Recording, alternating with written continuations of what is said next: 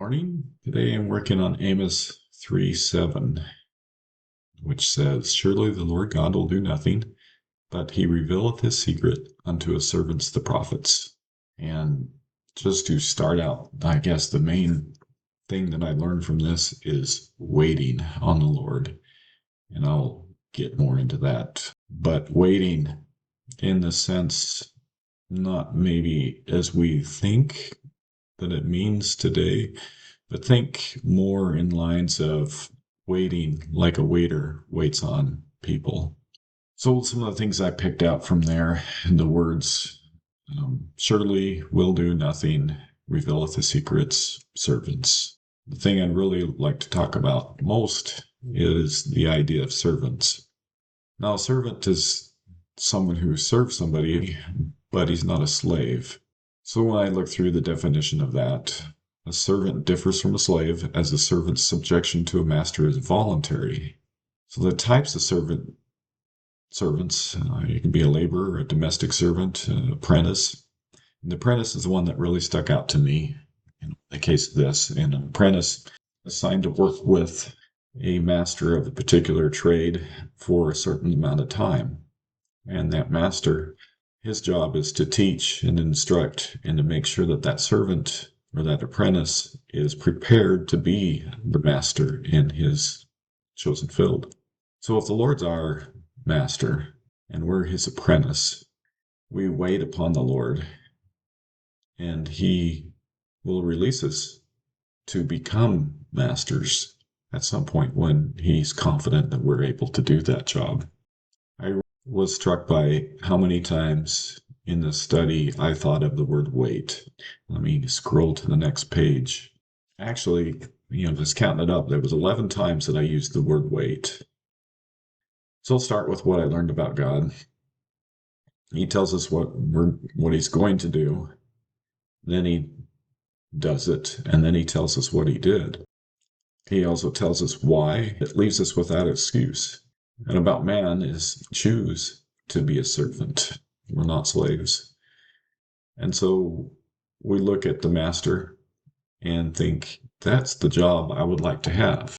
So I'm going to be his servant or be his apprentice and wait upon him to show me. I and Amy talked about that this morning a lot. And sometimes when you're apprenticing to a master, it seems like the jobs that he gives you are menial and maybe you don't feel like it's up to your capacity or what you could be doing. But the master always has a reason for that. And if he teaches you one thing at a time, line by line, we need to be patient with that. And it reminds me of the movie Karate Kid, how he went to the karate master, and at first he felt like the master was just having him clean his car or paint his fence. He thought he was just being a slave. However, when he complained about it several days into it, the master showed him how those moves that he had practiced and exercised with those menial tasks actually became something in karate and gave him some abilities that he wouldn't have had otherwise. And so when we do menial task or what we think is menial task, maybe they're not so menial and maybe we need to think of them in a whole new light. So how do I apply? We wait on him to reveal to us.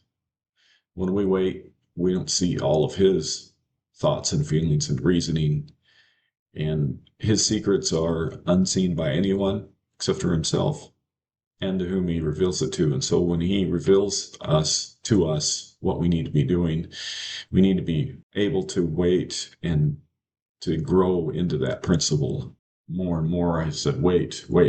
And so I'll go into my prayer. I talked about how I could change my heart and how I can learn to wait upon him, because it's so frustrating when you're doing menial things, or you think that are, and he's inspired you to do something, and so you try to do that and immediately it seems like you don't succeed right away, and it's frustrating. You just think, well, that's exactly what he's inspired me to do, exactly what I thought I was supposed to do, and I do it and I fail.